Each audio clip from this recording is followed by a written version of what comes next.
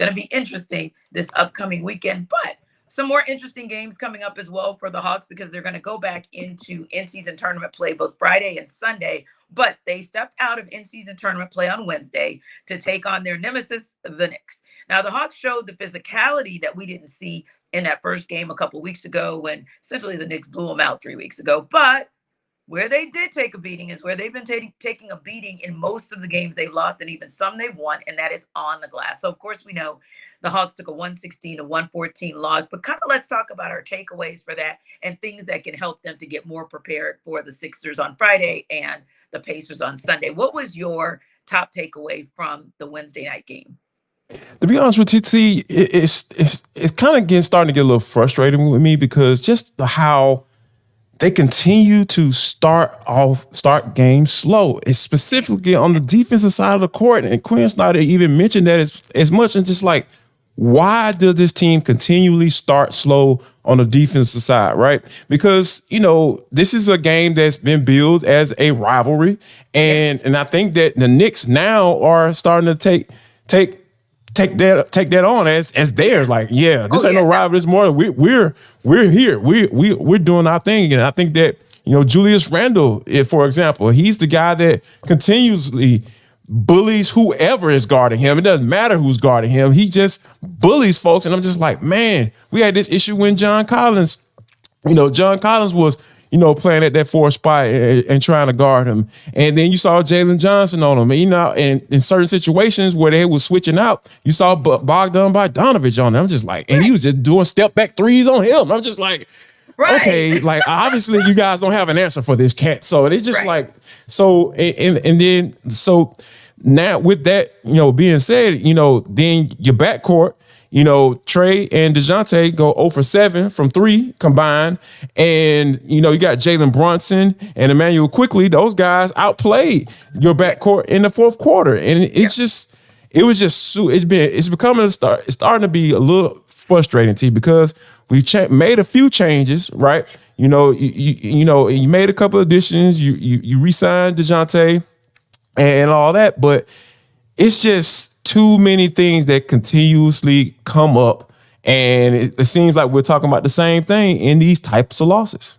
And it takes me back to the Warriors from a couple of years ago, right? Where they had to, several years ago, where they had to figure out when they played a team with big men, not just a big man at the 5, but the 4 and the 5, how would they play it? And so I feel like Quin Snyder is going to have to figure that out, how to play small ball, but a physical brand of small ball so that at least you're contesting, because the other places that they lost in addition to the perimeter was in the paint. They got smoked. And Mitchell Robinson was like, I double dare you to try to get a ball off this offensive glass. And Hartenstein too, T. Hartenstein. I was going to say, when Hartenstein does you. I'm like, really? Yeah. I want to say something right now, but I might get in trouble if I say it. I think you might know what I'm saying. I'm like, come on, y'all letting this cat. We're just going to leave it to Hartenstein. But when Mitchell Robinson out-rebounds the entire bench mob, that's a problem. He out-rebounded the entire bench mob, 15 rebounds to 14. And then the overall, which was, my takeaway from it, is essentially you've got to be able to address what's going on the glass. And you've got to be able to do things, the little things, when it comes to a closely contested game. Because when you look everywhere else, most of those numbers match up with field goal percentage. Now, field goal percentage, like you said, free throw, not so much. That was a little bit of an edge to the Knicks. But as far as personal fouls, they both played a pretty clean game. Then they got the Knicks to turn the ball over a little bit more than the Knicks normally do. But overall, both of those teams turn the ball over pretty much at the same clip. But again, if it's a game where you already know it's going to be tight and it's coming down to the wire, if your 3 ball is not going down, when you get to that charity stripe, you are a good free throw shooting team. You got to make more than 76% while they're out there making 91. That's not going to work. So that's one place. The other place is, if you're fortunate enough to get the Knicks to turn the ball over, then you've got to get more than 13 points out of 17 turnovers. So just being able to capitalize, I think, is an important thing. And the other thing is this, Jarvis, when we talk about the defense and Mitchell Robinson being able to do what he did in Hartenstein, they were always prepared to get out as soon as the Hawks threw the ball up. It was like they were halfway back to the other side of the court because they were like, hey, we're going to assume you're not going to make the shot. We'll leave 2 guys here, but we're going to take 3 and send them down court. And it seemed like they hit every time. And there were a couple times where I saw in that game that the Hawks were a little bit too flat-footed in that situation and didn't seem prepared. They seemed to go in the opposite direction, JD. They seemed to assume they were going to make the shot, even though their 3 shots weren't going down and weren't prepared for the long rebound. So I think it goes to what you were saying.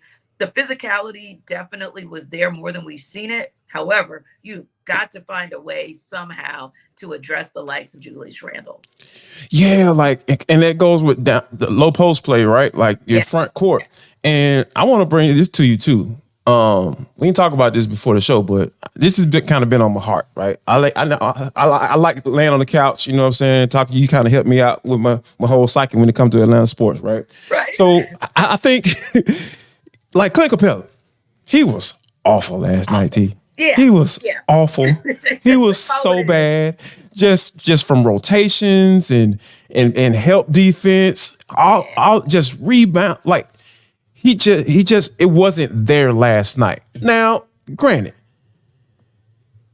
Clint Capella has been a nice addition to this team. Yeah. But I feel like it's time, T, and you could tell me if I'm off base.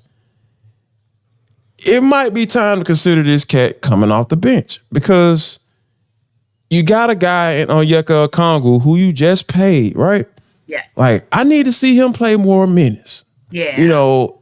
Because you talk about how because it seems like Double O, once he gets into the game and actually gets into the flow. Yes. Now it may take some time to get into the flow. Don't get right. Because with the fouls and all that stuff, it just a little silly stuff like turnovers and everything. He led the team in turnovers last night. So it's just like those little things like that. I feel like can be remediated if he is in that starting lineup from the get go and going. So he only played 21 minutes. To Capella's 26. And I feel like, we're in a space now where I think Capella would understand if he wasn't starting because that's just unacceptable right now, T. Like the way he played last night, it's just unacceptable. Something has to be done. Like I feel.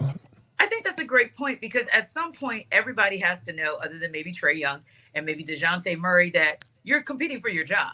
And I think when it comes to Onyeka Okongwu, for the most part, he has shown the ability, like you said, once he gets in rhythm, to really bother big men. He's like, I think we've said it time and time again, he's like kryptonite for Giannis Antetokounmpo. Not a lot of defenders are kryptonite for him. Not a lot of people say that.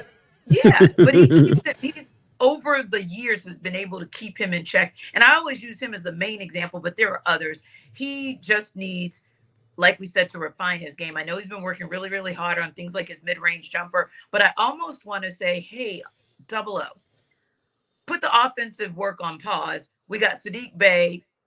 We got Jalen Johnson. We got them handling the offensive side of the floor, right? So what I need you to do is come in and handle the defensive side of the 4/5. And don't get me wrong, Jalen does play some solid defense. Sadiq Bey is committed to playing defense as well. But I like how you put it. He's committed to playing. Yeah. Yes. But when Double O comes in, it's a different feel. And you kind of know when you need him to come in at the 4 or at the 5. So I agree with you. I think, and it came to me like in watching the game, is there a defensive version of Kyle Korver in the building? Because Kyle Korver helps everyone to improve their shots. But is anybody helping somebody to improve their defense? And I think if there was somebody on that staff who was just that guy who could literally just take him aside and say, here's how you defend without getting a personal foul. Here's why you getting into foul trouble. And here's how you can continue to improve your game overall without, taking yourself out of the game. And when I say taking yourself out of the game, that's why he leaves the court a lot of the times too soon, because he'll get back-to-back fouls, or before you know it, he's got 3 fouls in 5 minutes. And you're wondering like, man, I got to keep him out in case I need him later in the game. So I think that's a great point. And I think the other thing that Quin Snyder and Trae Young are going to have to figure out is this. The league has already decided that they are going to blitz him on pick and roll. They are going to do everything they can to trap him, and there's really going to be no way out of it no matter what. So it'll be interesting to see what happens when the Hawks have to put up with the likes of Tyrese Halliburton and Tyrese Maxey this weekend. Those guys are playing lights out, and see how they're going to defend them overall, but also prepare a counterpunch for when the Sixers and the Pacers decide we're going to blitz Trae and we're going to make everybody else figure out how to create their own shot and win the game away from him. Now, we'll see what happens in the in-season tournament play that comes back this weekend. But coming up next, we'll go around the Metro after Jarvis tells us about Subtext. Guys, listen up. Let me tell you something. Join subtext.com/LockedOnSportsAtlanta. That's the website you need to go to if you want to get access to my all 22 review. Yes, if you've seen me on Twitter at JarvisD90, I gave you a little sample. I gave you a little sample of the dope. You know what I'm saying? So you can get hooked on it. So you can go to the website, joinsubtext.com/LockedOnSportsAtlanta. And plus, you'll be able to get a couple little bonus content as well when you access it to it. It's a free trial. If you don't like it, you can bow out gracefully. You don't have to pay anything. But if you do, go ahead and join the team and become a Locked On Sports Atlanta insider today.